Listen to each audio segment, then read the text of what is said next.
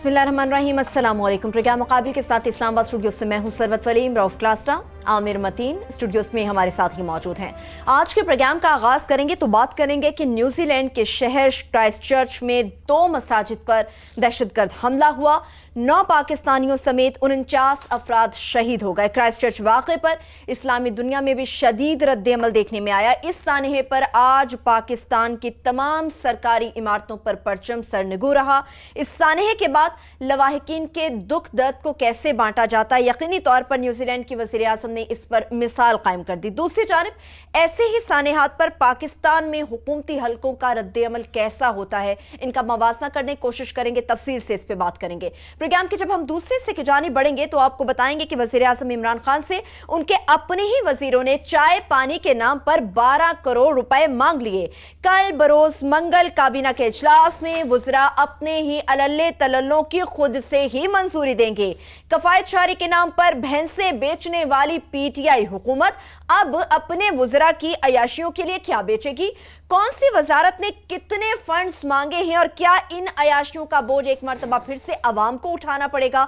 इस पर तफसील से बात करेंगे, मगर इसके साथ साथ ये भी आपको बताएंगे कि तहरीक इंसाफ हुकूमत का सुप्रीम कोर्ट के अहकामात को हवा में उड़ाने का मंसूबा। चेयरमैन मतरूका वक्फ इमलाक बोर्ड के चेयरमैन की तैनाती में एक मर्तबा फिर से हिंदू, सिख, मसीही और पारसी बरादरी को नजरअंदाज कर दिया गया। कल बरोज मंगल काबीना के इजलास में किस शख्सियत को मतरूका वक्फ इमलाक का चेयरमैन लगाया जा रहा है, इससे मुतालिक एक्सक्लूसिव डिटेल्स हैं आपके साथ शेयर करेंगे। प्रोग्राम के जब तीसरे हिस्से की जानिब बढ़ेंगे तो आपको बताएंगे कि पंजाब असेंबली में अपनी तनख्वाहों में इजाफे का बिल लाने वाले एमपीएस खुद कितनी जायदादों के मालिक निकले। तनख्वाह और दीगर मरात में इजाफे का बिल लाने वाले पंजाब असेंबली के 5 मेंबरान का ताल्लुक किस शहर से है, किस पार्टी से है और उनके अपने असासे कितने हैं। प्रोग्राम मुकाबिल तमाम दस्तावेजात आपके हमरा रखेगा, आपके साथ शेयर करेगा। और प्रोग्राम के आखिर में आपको बताएंगे कि मोटरवे पर दुकानदार और पेट्रोल पंप मालिकान मन मर्जी की कीमतें वसूल करने लगे हैं। हिस्कोल ऑयल कंपनी ने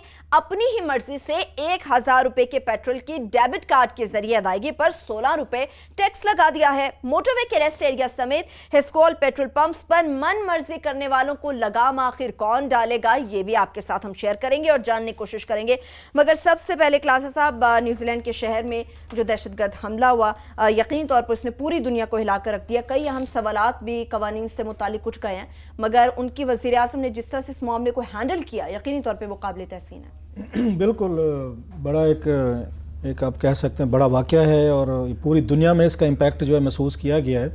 अच्छा, हम ये तवक्को रखते थे, जो हम पहले थे, कि शायद इस तरह के जो अटैक्स हैं मुसलमानों पे ये यूरोप में ज़्यादा होंगे, यूरोपियन ममालिक है, वहाँ पे रेसिज्म या इस तरह के अटैक्स या वहाँ पे आप कह सकते हैं हेट, ये ज़्यादा थी वहाँ पे। लंदन स्पेशली देख लें, या फ्रांस में हमने देखे कुछ वहाँ पे जब हमले हुए, उसके बाद हमने देखा जर्मनी में, बेल्जियम, या इवन आप उनके दीगर ये ममालिक है जहाँ पे राइट विंग, अब उसको हंगरी वगैरह देख लें, तो हम समझते थे वो ममालिक जो हैं वो ज़्यादा, जहाँ पे पिछले कुछ अरसे में दहशतगर्दी के वाक़यात भी हुए और वहाँ पे बड़ी इंतहाई पुरानी एक चल रही है, रिफ्ट चल रही है। और मुझे याद आता है कि मैं इशू बड़ा इंतहाई सेंसिटिव है ये, कि मुझे याद है 2007 में जब मैं वहीं पे था, लंदन में था, तो मुझे बड़े दोस्त मेरे वहाँ पे कहते होते थे कि यहीं रह जाओ। मैं वहाँ पढ़ने के लिए गया हुआ था, 1 साल रिपोर्टिंग भी की मैंने वहाँ पे, तो सब दोस्तों का यही इसरार था कि तुम भी यहीं ये लंदन में रह लो, आप यहीं नेशनलिटी ले लें वहाँ पे। और उन दिनों बड़ी बम्बिंग हो रही थी यहाँ पे, आपको याद होगा 2007 में जब मैं वापस आया, लाल मस्जिद का इशू था। बल्कि मुझे याद है, बड़ी ज़ाती सी बात है, बच्चे मेरे सो नहीं सकते थे,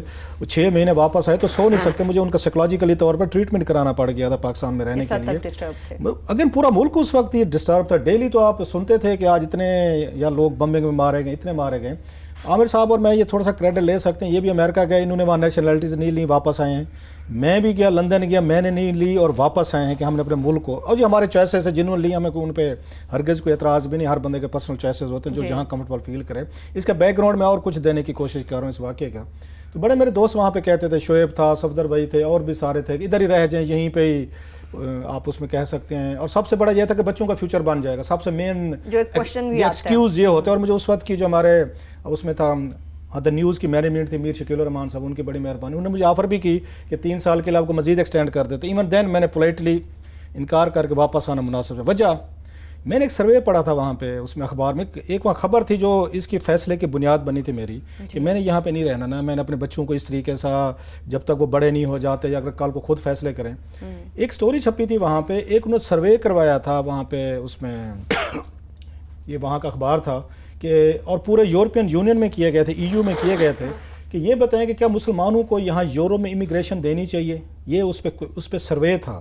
ٹھیک. اور مجھے اگر میموری صحیح ساتھ دے رہی ہے تو میرا خیال ہے 63% کے قریب لوگوں نے اس وقت کہا تھا کہ مسلمانوں کو یہاں پہ آپ وہ مت دیں، امیگریشن مت دیں، یہ ہمارے ساتھ آ کے اسیمیلیٹ نہیں کر سکتے، ہمارے ساتھ آ کے ایڈجسٹ نہیں کرتے، آتے ہیں وقتی طور پر ان کے مسائل ہوتے ہیں جابس کے، نوکریوں کے، بلا بلا اس میں ریزننگ دی ہوئی تھی. اور سب سے بڑی اور بعد میں جو آ کے نا اپنی کلچرل اور ریلیجیس آئیڈینٹی جو ہے نا اس کو سامنے لے کے آتے ہیں. یہ ان کے فیئر سے پلس جو لاسٹ لائن تھی وہ بڑی اہم تھی، جس کے بعد میں نے فیصلہ کیا تھا کہ ان سوسائٹیز میں شاید آنے والے دنوں میں مشکلات ہوں گی. اس لیے میں یہ نہیں کہ آپ کہہ سکتے رہنا میں نے ویسے بھی نہیں تھا، لیکن یہ وہ ریزننگ مین جنہوں نے مجھے اسٹرینتھن کیا تھا، انہوں نے کہا یہ جو آتے ہیں نا باہر سے امیگرینٹس آتے ہیں جتنے، یہ ہمارے وے آف لائف کے لیے تھریٹ ہیں. میں آپ کو روٹس بتا رہا ہوں کہ کیسے انہوں نے ٹریول کیا، اسلاموفوبیا کہہ لیں اس کو، کہ کیسے اس کو 9/11 کے بعد ایک یہاں ویو بنی ہے جس نے پوری دنیا کو افیکٹ کیا ہے. یورپین جو پڑھی لکھی نیشنز ہیں جنہوں نے یہاں پہ ہم ان کو ماڈرن سویلائزیشن کے وہ سمجھتے ہیں، وہ ایون فیل کر رہے تھے کہ یہ مسلمان جو آتے ہیں دنیا بھر سے یہ ہمارے وے آف لائف کے لیے تھریٹ ہیں. ان کا یہ کہنا تھا کہ بھئی آپ آئیں، آپ جو کچھ کرنا چاہتے ہیں کریں، ہمیں کوئی مسئلہ نہیں ہے، بٹ ناٹ امیگریشن. اب چرچ میں جائیں، آپ وہاں مسجد میں جائیں، مندر میں جائیں، آپ وہاں پہ پگڑیاں پہنیں، شلواریں پہنیں، صفائی نہ کریں، جو بھی کرنا ہے کریں، ہمیں کچھ نہ کہیں. بلکہ ابھی بھی ٹرافلگر اسکوائر میں آپ بھی میرا خیال اذان دی جاتی ہے، اور بڑے شہر ہیں جہاں پہ انہوں نے بہت سارے مسلمانوں کو لبرٹیز میں ملی ہیں. اب اس اسلاموفوبیا کا ایسا امپیکٹ جو ہے نا وہ پوری دنیا میں پھیلا ہے.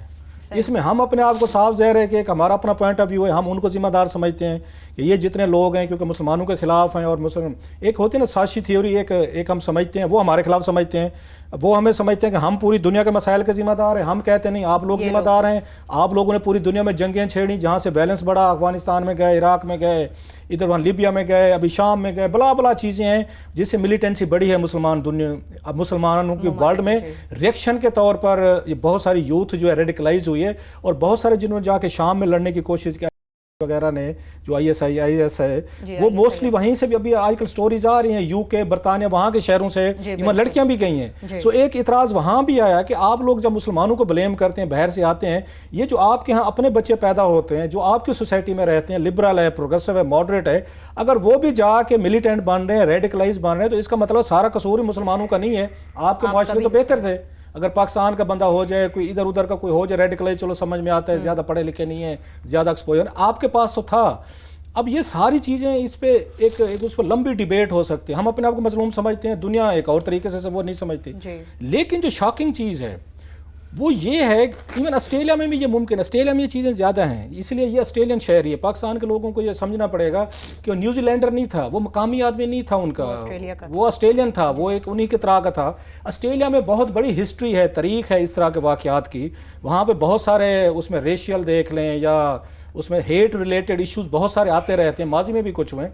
نیوزی لینڈ آخری ملک ہو سکتا تھا جہاں پہ یہ چیزیں ہو سکتی تھیں کہ وہاں اس طرح کا واقعہ پیش آ جائے. لہٰذا ہم سے زیادہ، دنیا سے زیادہ خود نیوزی لینڈر جو ہیں وہ اس وقت شاک اور صدمے کی حالت میں ہیں کہ ہمارے ہاں ہوا کیا ہے. مجھے یاد آ کہ میرے دوست اللہ ان کو جنت میں جگہ دے، ڈاکٹر ظفر الطاف مرحوم، میں نے ان سے ایک دفعہ پوچھا، کرکٹ کے وہ چیئرمین بھی رہے، بورڈ کے سیکرٹری بورڈ بھی رہے، خود بھی بڑے پلیئر تھے، بڑا خوبصورت آدمی، پتہ ہے آپ کو.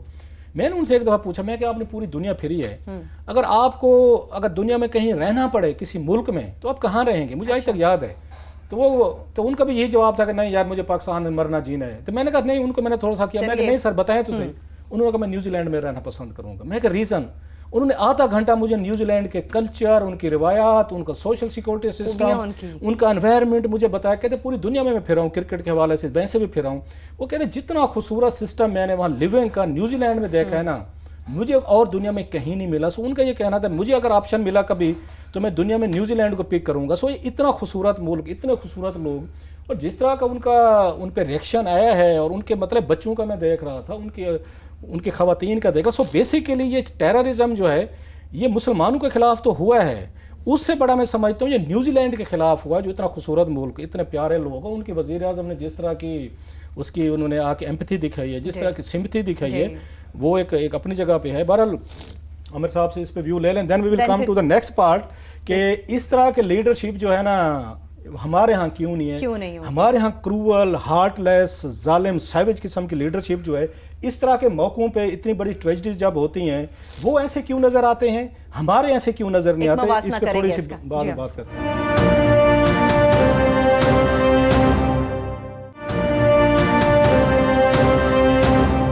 واقعہ تو بہت بڑا ہو گیا, اب یہی کیا جا سکتا ہے کہ اس میں سے سبق کیا سیکھے جا سکتے ہیں. ایک تو پہلا سبق یہی والا کہ واقعہ جب ہوتا ہے تو لیڈرشپ کا ایک ٹیسٹ ہوتا ہے کہ اس کو کیسے ڈیل کرتا ہے. اور واقعی نیوزی لینڈ کیونکہ دنیا میں جو چند جنت نما ملک بتائے جاتے ہیں وہ اسکینڈینیویا ہے, پھر یہ ہیں ابھی کینیڈین شہر وینکوور بھی اس لسٹ میں آتا ہے کہ وہاں بھی اس طرح کا یہ ماحول ہے, اور خوبصورتی بھی بڑی زیادہ, اور لوگ بڑے خوبصورت ہیں.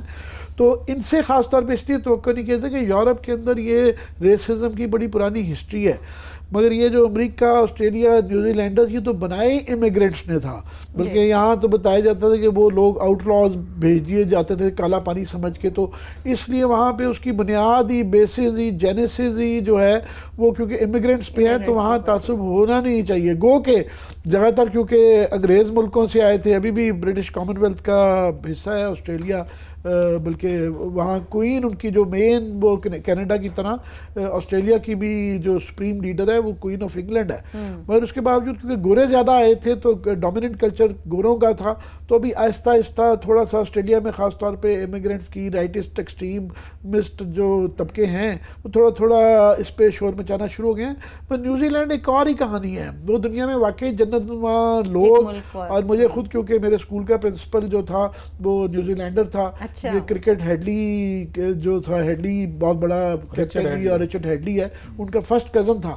تو وہ ہمیں کیونکہ اسکول کے زمانے میں وہ نیوزی لینڈ کی اسٹوریاں سناتا تھا, تو ہم خود بہت زیادہ نیوزی لینڈ سے فیسینیٹڈ رہے ہیں. تو نیوزی لینڈ میں ہوا, مگر دوسرا جو ہے ان کی جو پرائم منسٹر جو ہے جیسنڈا آرڈن, شاید انہوں نے جس طریقے سے وہ روئی ہیں اور اس کو ہیومنلی اس کو ہینڈل کیا ہے, تو وہ بھی ایک سبق ہے. کہ اس طرح 9/11 کے بعد جولیانی نے اپنا نام بنا لیا تھا کہ لوگ یہ نہیں دیکھتے کہ واقعہ ہوتا ہے, ٹریجڈی ہوتی ہے, مگر ٹریجڈی کے بعد آپ نے کیسے بیہیو کرنا ہوتا ہے, کیسے اس کا لوگوں کے غم کو میں شریک کیا جاتا ہے, کیسے آپ اس کے اندر انوالو ہوتے ہیں. تو یہ انہوں نے بھی ایک لوگوں کے دل بھی جیتے, نیوزی لینڈرز کے بھی جیتے, اور دنیا بھر میں جیتے. اور اس سے جو دنیا بھر میں اسلاموفوبیا سے ریلیٹڈ جو بحثیں چھڑ جاتی ہیں, ان زخموں پہ بجائے اس کے کہ اس سے بڑھے, کیونکہ اس طرح کی چیزوں کا واقعات کا ہوتا ہے, اس کے ایکشن کا ریئیکشن ہونے کی خطرہ ہوتا ہے کہ کسی اور جگہ پہ اس کا ہے. تو انہوں نے ان زخموں کے اوپر جس خوبصورتی سے مرہم رکھا اور اس کی ایک مثال بنائی, تو ہمارے لیے بھی وہ سبق ہے. اور خاص طور پہ عمران خان صاحب پہ یہ کلاس صاحب ابھی سہیوال کے حوالے سے بتا رہے تھے کہ ہم ایک ڈنائل میں ہوتے ہیں, کہ ہمارے یہاں الٹا ہے کہ واقعہ ہوتا ہے ہم ڈنائل میں چلے جاتے ہیں کہ جی ہوا ہی نہیں ہے, تو اس پہ یہ روشنی ڈالیں گے. پر ایک اور جو لیسن میرا خیال ہے ہمارے لیے اس وقت آج کی بدلتی دنیا میں سیکھنا چاہیے, وہ یہ ہے کہ آج کل کوئی ایکسیپٹیبلٹی نہیں رہ گئی, کوئی نہیں دہشت گردی کو مانتا. ناؤ از دا ٹائم کہ نیوزی لینڈ کا یہ واقعہ ہوا ہے, اس کا ہم دنیا کو یہ نہیں کہہ سکتے. ہمارے کشمیر کے حوالے سے فار ایگزامپل جو ہے اس وقت جیش محمد ایک آنکھ کا وہ ایک کھٹک رہی ہے آنکھ میں, اور وہاں پہ کشمیر میں ایک واقعہ ہو جاتا ہے اور وہ اون کر لیتے ہیں, اور ہم دنیا کو نہیں سمجھا سکتے کہ جناب ہماری جیش کا ان کی جیش سے کوئی تعلق نہیں ہے. یہ بھی ٹائم ہے کہ اس وقت یہ دنیا میں ہمارے اوپر بھی نظر ہے, یہ نیوزی لینڈ میں بھی نظر اس کے اوپر آئی ہوئی ہے. تو یہ ٹائم ہے کہ جو ہم نے بحث یہاں پہ چھیڑی ہے کہ ہم نے نیشنل ایکشن پلان کو امپلیمنٹ کرنا ہے, ہم نے اپنے مدرسے درست کرنے ہیں, اور ہم نے اپنے اس طرح کے شدت پسندی کی طرف جو راغب گروہ ہیں ان کو کیسے کنٹرول کرنا ہے. ہمارے پاس کوئی جواب نہیں آتا ہے. جب یہ جواب ختم ہو جاتا ہے, جب ہمارے سے پوچھ لیتے ہیں کہ جناب یہ آپ جو ہے جیش محمد کا یا اظہر مسعود صاحب جو ہے ان کا کیا کریں گے. ابھی چائنا نے ہماری گارنٹی دی ہے, چائنا نے بھی یہ کہہ کے جان چھڑائی ہے ہماری کہ وہ ہمارے سے بات کریں گے. تو ہمیں ڈیفینسو ہونے کی بجائے جان لیڈ لینی چاہیے اس وقت کہ ٹھیک ہے بالکل ہمارے سے غلطیاں ہوئی ہیں, اور قومیں اور لیڈرشپ بڑی نظر آتی ہے, جب وہ مانتی ہے، اقرار کرتی ہے اور اپنے آپ کو درست درستگی بھی کرتی ہے، اس میں کمزوری نہیں ہوتی، اس میں بہادری ہوتی ہے اور اس میں سمجھداری بھی ہوتی ہے، ساتھ میں طاقت ہوتی ہے کہ آپ میں یہ اتنی طاقت آ گئی ہے کہ آپ اپنی غلطیوں کو درست کر سکتے ہیں اور آگے موو آن. تو ہمیں بھی موو آن کرنا ہے، اور یہ فائنلی فیصلہ اس کی یہ ٹائمنگ ہی ایسی ہے کہ اس کے ساتھ ہی کریں جناب. یہ نیشنل ایکشن پلان ہے، روز کے 4-5 بڑے پالیسی فیصلے آنے چاہیے. صرف ایک دن نہیں ہے. پرائم منسٹر نے جب صحافیوں سے ملاقات کی ہمیں بڑی امیدیں دیں. انہوں نے کہا کہ ہم ان چیزوں پہ کرنے جا رہے ہیں اور نیشنل ایکشن پہ کنسنسس ڈاکیومنٹ ہے، مگر ہم چاہتے ہیں کہ روز کا ایوری ڈے 4-5 بیان ہو. ایک دن آیا کہ مدرسہ کو ہم ریفارم کر رہے ہیں، اگلے دن آئے ان بچوں کو ہم کیسے راغب کریں گے، اعلیٰ تعلیم کیسے دیں گے. روز کے فیصلے آنے چاہیے. صحیح ہے، ٹھیک ہے. ساری بات ہی ہینڈلنگ کی. مجھے کلاس اب ایک بریک کی طرف بڑھنا ہوگا. بریک کی طرف چلتے ہیں.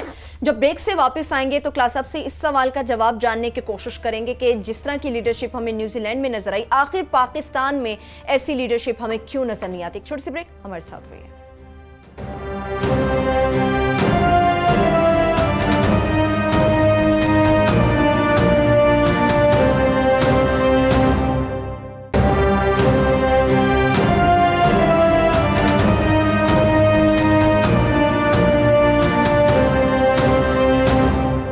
بریک کے بعد ایک بار پھر سے پروگرام میں ہم آپ کو خوش آمدید کہیں گے. کلاس اب بات ہو رہی تھی لیڈرشپ کی. ہمارے ملکوں میں خاص طور پہ پاکستان میں ایسی لیڈرشپ کیوں نہیں ہے؟ وہ ویسے بعض لوگ یہ کہہ رہے ہیں کہ اس لیول تک پہنچنے کے لیے ہمیں 4 صدیاں چاہیے کم از کم. جو کمپیشن جس کی بات عامر متین صاحب کو بڑا فیوریٹ ورڈ ہے، کمپیشن. عام آدمی نہیں سمجھتا کمپیشن کیا ہوتی ہے.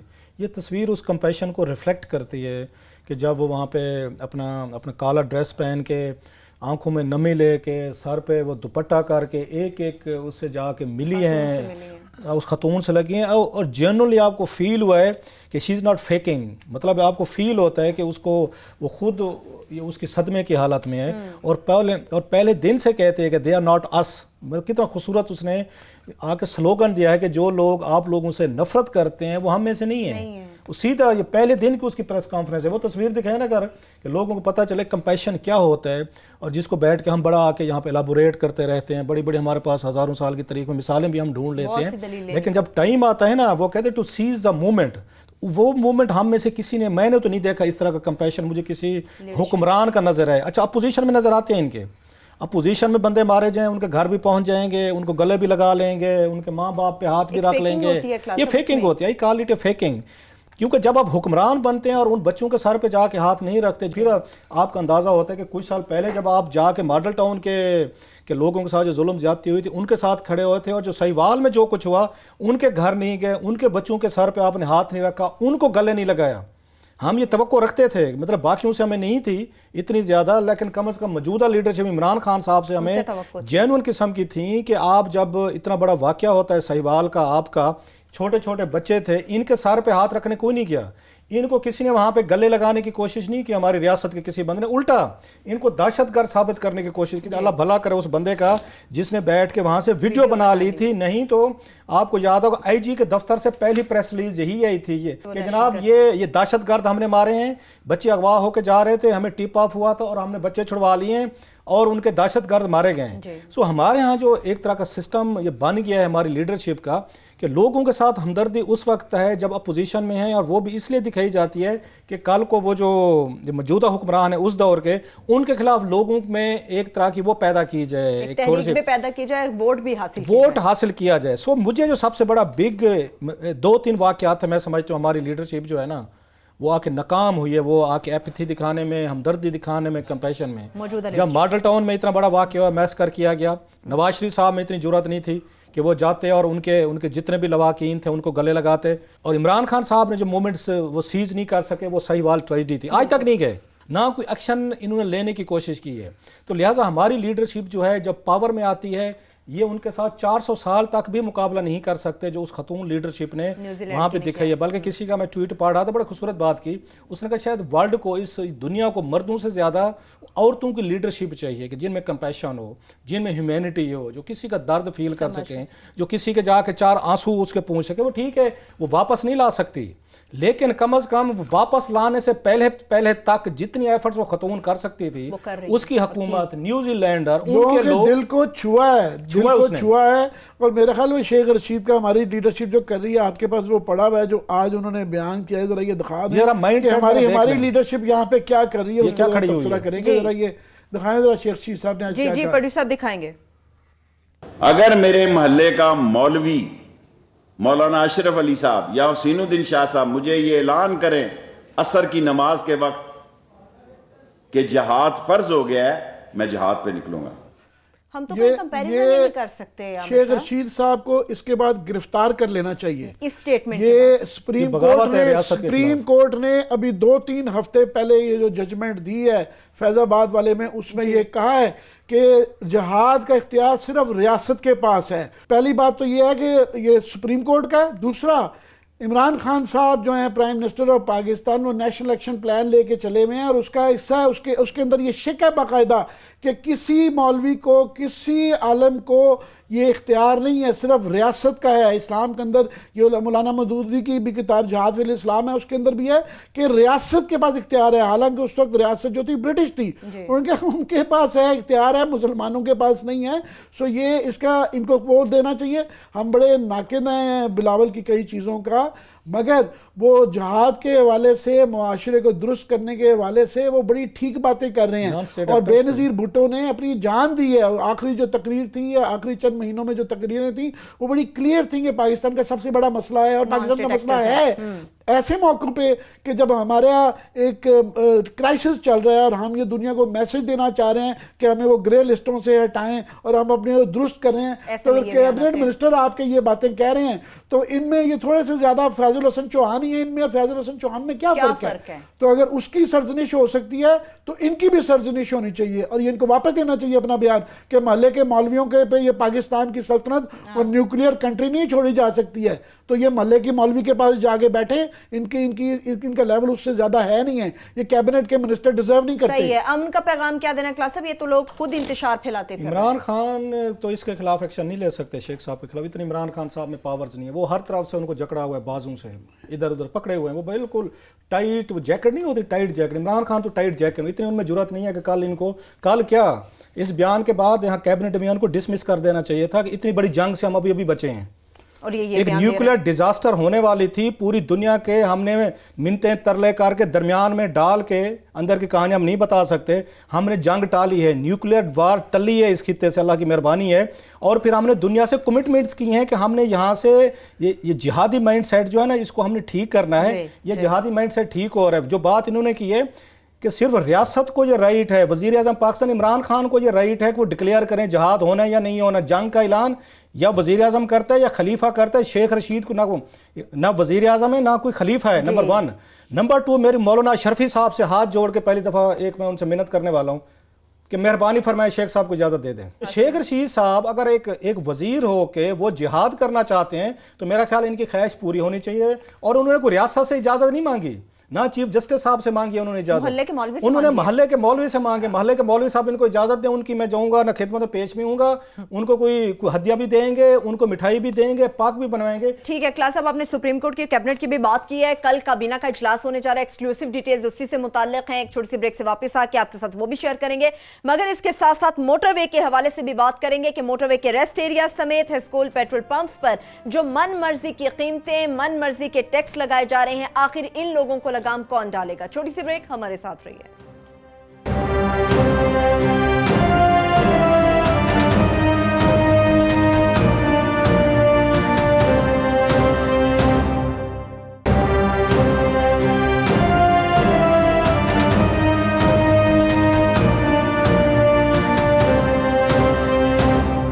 بریک کے بعد ایک بار پھر سے پروگرام میں ہم آپ کو خوش آمدید کہیں۔ کلاسز صاحب، کیبنٹ اجلاس سے متعلق بات کریں گے تو کل کیا ہونے جا رہا ہے، کیا ایکسکلوسیو ڈیٹیلز ہیں آپ کے پاس؟ پہلے تو میرا خیال ہے کل کیبنٹ کے اجلاس سے پہلے عمران خان ان کو ڈی نوٹیفائی کریں۔ یہ ریاست میں انارکی پھیلانے کی کوشش کی ہے شیخ رشید صاحب نے، ریاست پاکستان میں انارکی پھیلانے کا یہ بیانات ہے، عام آدمی کا بیان نہیں ہے، کوئی ٹام ڈک ہیری نے بیان نہیں دیا ہے، فیڈرل منسٹر نے بیان دیا ہے۔ عامر صاحب اور سنیں، کل کیبنٹ میں کچھ 26 ایجنڈا آئٹمز آ رہے ہیں سر، 2 بڑے انٹرسٹنگ ہیں سر۔ बाकी 26 को 24 को हम ज़रा साइड पर रख देते हैं, वो कल उनमें से किसी को पिकअप कर लेंगे। एक ये है जनाब कि आपको याद होगा जब इमरान खान साहब नए नए वज़ीर-ए-आज़म बने ना, तो एक इनको यहाँ पे एक भेजी गई थी, समरी भेजी गई थी। भेजने वाले थे आरिफ खान साहब थे, फाइनेंस सेक्रेटरी। उन्होंने ये कहा था कि जनाब जब यहाँ शाहिद खकान अब्बासी साहब वज़ीर-ए-आज़म थे तो और पार्लियामेंट से बजट अप्रूव कराया गया था, 51 करोड़ रुपए के इन्होंने एंटरटेनमेंट के अलाउंस भी रखे थे, एंटरटेनमेंट और गिफ्ट, चाय पानी और गिफ्ट्स के पैसे रखे गए थे 51 करोड़। तो उनसे पूछा गया था, इमरान खान ने कहा था ऑस्टेरिटी मेजर्स करनी, हमने किसी को कुछ चाय पानी, जो हमारे बिस्कुट वगैरह खाना पीना रोक दिया गया था कि किसी को अपनी जेब में अपने बिस्कुट लेके आए। अब ये पता चला है जनाब इमरान खान साहब ने एक यहाँ मीटिंग की थी जनाब, उसके भी इन्होंने दाद ले ली थी हमसे, मज़े की चीज़ है, हमने उस वक्त प्रोग्राम किए थे। उसमें ये बताया गया था इमरान खान साहब की जो यहाँ पे 5 हुई थी आपकी 9 या 5 सितंबर 2018 को इमरान खान ने कैबिनेट का इजलास किया। उसमें यहाँ पे आरिफ खान साहब जो हैं ये अपनी समरी लेके गए कि सर 51 करोड़ रुपए का क्या करना है। उन्होंने कहा खुदा का खौफ करें, हम दुनिया भर से भीख मांग रहे हैं, कर्जे मांग रहे हैं, लोन ले रहे हैं और ये 51 करोड़ रुपया का ये मांग रहे हैं, बिल्कुल नहीं करना, हम नहीं चाहते। और बड़ी बड़ी खबरें लगी थी, प्रेस कॉन्फ्रेंसेज हुई थी, तय ये हुआ था कि सिर्फ 51 करोड़ में से आपको 25% इजाजत है मिनिस्ट्रीज को कि आप अपने चाय पियानी और गिफ्ट कर सकते हैं। 25% जो बनता था तकरीबन 12-13 करोड़ रुपए। सर 4 महीनों में इमरान खान के वजीर जो हैं वो 12-13 करोड़ रुपए हड़प कर गए हैं। आमिर साहब कल एक नई समरी पेश की जा रही है, वही आरिफ खान साहब, ये हैं तरीके आपके। हमें खाली बिस्कुट पे करा देते हैं, खुद बोटियां खा रहे हैं। बोटियां बिस्कुट भी दो आमिर साहब, दो से ज्यादा नहीं है। इनके सारे वजीर जो हैं वो सब कुछ खा पी गए हैं 12-13 को 4 महीनों में। रियासत मदीना के वजीर खा पी गए एंटरटेनमेंट में और गिफ्ट्स पे। कल एक और समरी भेज दी गई है कि जनाब वो पैसे खत्म हो गए, मजीद हमें 13 करोड़ रुपए दिए जाए। तो जनाब कल किस्तों में ले रहे हैं पैसे, ले से ज्यादा रहे हैं। अब वही है कि उन्होंने सब इस कौम को वही गजनी समझा हुआ है। पहले नए उस पर भी दाद वसूल कर ली कि देखा इमरान खान ने 51 करोड़ रुपए के फंड जो थे उसके एंटरटेनमेंट के और उसके गिफ्ट्स के रोक दिए और 25% ऑस्टेरिटी, इस पर बड़ी।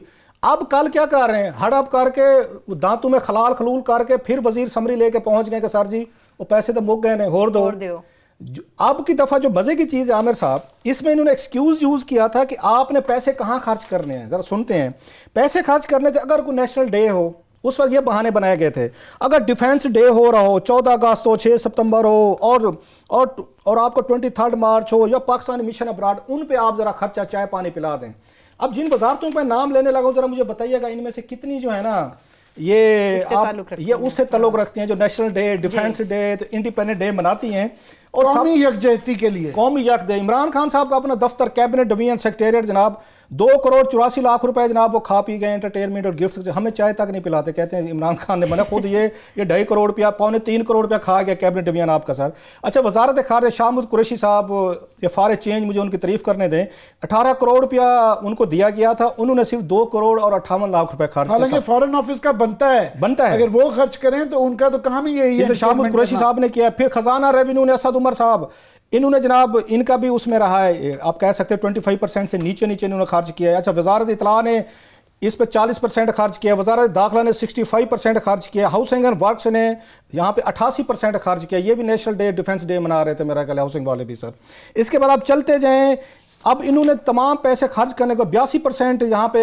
आमिर कियानी साहब, वैसे अरबपति हैं, आमिर कियानी साहब अरबपति हैं खुद जो है मसूब, 82%। अल्हम्दुलिल्लाह प्रॉपर्टी एजेंट होता है ना, वो ये काम अपना छोड़ नहीं सकता। अच्छा, इस तरह हमने देखा शुमारियात में 62% उनका खर्च हो गया, विफाकी मौसम में 70% इन्होंने अपना खर्च कर लिया। टोटल मैं आपको बता दूं, ऐसे इस पे आप ये बैनुल सवाई या अमूर हैं तो उन्होंने लाखों रुपये टोटल जो बनते हैं आमिर साहब इन्होंने खर्च किए हैं कुछ 13 करोड़ रुपए 4 महीनों में।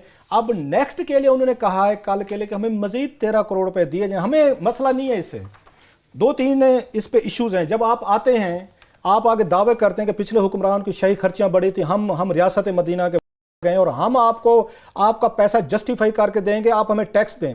आपने हमारे कैमरा मैनू के यहाँ पे 1000 रुपए के आपने बिजली के बिल, उनको गैस के बिल भेजे हैं, 150 रुपए के असद उमर ने हमें टैक्स लगाए हैं, गैस के अलहदा लगाए हैं, बिजली के अलहदा लगाए हैं, डॉलर डिवेल्युएशन से और तबाही हुई है। लेकिन अपने वजीरों के लिए कल जो है आप फिर मंजूरी देने वाले हैं, दांतों में खलाल भी करेंगे 13 करोड़। आप एक दफा 51 करोड़ खाएं ना। ڈٹ کے کھائیں, منہ پہ کھائیں, یہ بس چوری چھپے کھانے کی کیا ضرورت ہے؟ وایا بھٹنڈا کیوں چاہتے ہیں؟ قسطوں میں کس کو بیوقوف بنا رہے ہیں؟ کھائیں, پورا کھائیں, 51 کروڑ روپے آپ کے لیے. وہ ندیم الرحمان چاہنا ہمارا دوست وہ کہہ رہا ہے کہ میں جیب سے سموسے منگواتا ہوں, جیب سے سموسے منگا کے کھلا رہا ہوں, تو یہ کون سموسے کھا رہا ہے؟ یہ کون کھا رہا ہے؟ اور کیبنٹ میں اگلا سنیں عامر صاحب, کوئی پتہ نہیں عمران خان صاحب کو ان کے لا منسٹر پتہ نہیں بتاتے, ان کے قریبی لوگ ان کو نہیں بتاتے. خان صاحب تو خود صاف دے پڑھیں کچھ چیزیں, تو سمریاں پڑھیں, ڈاکومنٹس پڑھیں, فیصلے پڑھیں.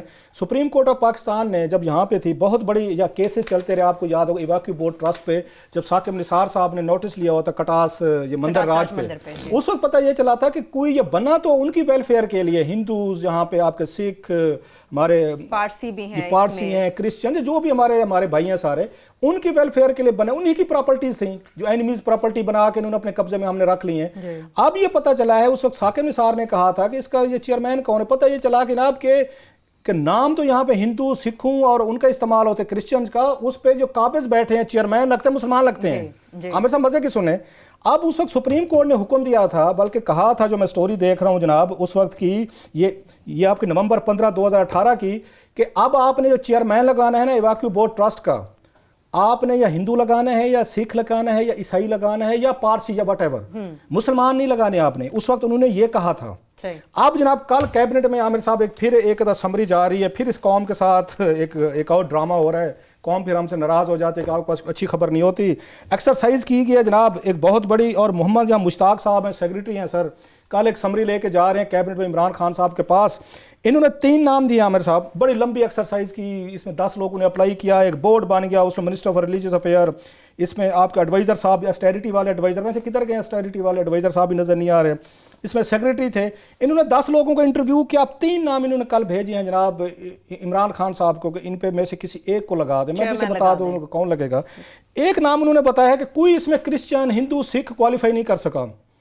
اچھا, ذرا قوم کو خبر دیں ذرا, جو بڑے ہم روتے رہتے ہیں نا کہ دنیا ہمارے ساتھ بڑی زیادتی کرتے ہیں مسلمانوں کے ساتھ, ہم بڑے فیئر ہیں اور ہمارے ملکوں میں بہتر سسٹم. ذرا سنیں, اس میں 3 نام بھیجے گئے ہیں. ایک کا نام ہے میجر جنرل ریٹائر محمد سعد کھٹک صاحب, اس کا دوسرا نام ہے ڈاکٹر عامر احمد صاحب, اس کے بعد تیسرا نام ہے محمد حفیظ اللہ خان صاحب.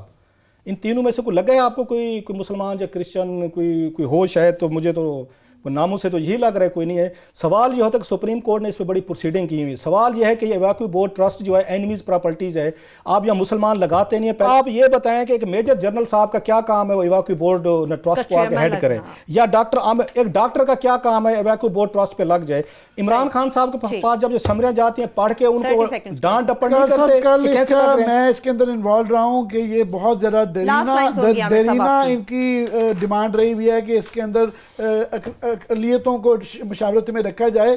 کل یہ فیصلہ مشاورت نہیں, چیئرمین لگائیں ان کو, آپ کسی ہندو کو لگائیں, کسی سکھ کو لگائیں, کسی کرسچن کو لگائیں. یہ کہتے ہیں ایویکیو ٹرسٹ کا مطلب ہے کہ اس کی کوئی مالک ہی نہیں ہے. وہ کہہ رہے ہیں, آپ کہہ رہے ہیں کہ ہمارے جو مذہبی جنم استھان ہے یا مرن استھان ہے اس کا کوئی پروٹیکٹر نہیں ہے. اس کا وہی لگائیں, جنرل صاحب کو لگایا جائے گا. اس کا کیا فیصلہ ہوتا ہے, اس کا فالو اپ انشاءاللہ تعالی کل اپنے دیکھنے والوں کو دیں گے. ہمیں اجازت دیجیے, اپنا بہت سا خیال رکھیے, خدا حافظ.